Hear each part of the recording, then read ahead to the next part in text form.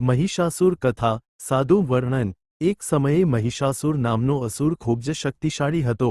તે અર્ધ સાપ અને અર્ધ માનવ હતો.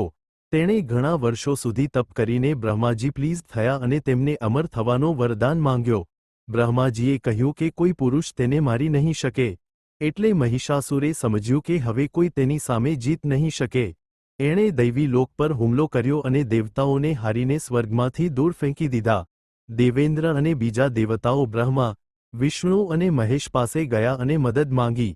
વિષ્ણુ, શિવ અને અન્ય દેવતાઓએ તેમની શક્તિઓ ભેગી કરી અને એમાંથી એક દિવ્ય તેજપ્રકાશથી દેવી દુર્ગા પ્રગટ થઈ.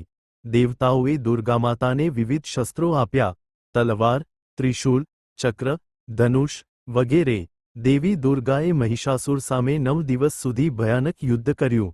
10મો દિવસે, જ્યારે મહિષાસુર ભેડા રૂપે યુદ્ધ કરી રહ્યો હતો, ક્યારેક સિંહ, ક્યારેક ભેંસ, ત્યારે દેવી દુર્ગાએ ત્રિશૂલથી તેને ભેંસ રૂપમાં ભેદી નાખ્યો અને દુષ્ટનો નાશ કર્યો. આ દિવસને વિજયાદશમી, દશેરા તરીકે ઉજવવામાં આવે છે. આ કથા ભક્તોને શીખવે છે કે દુષ્ટતાનો અંત થાય છે અને સત્ય અને ધર્મની હંમેશા જીત થાય છે. લાઇક, શેર, સબસ્ક્રાઇબ કરો.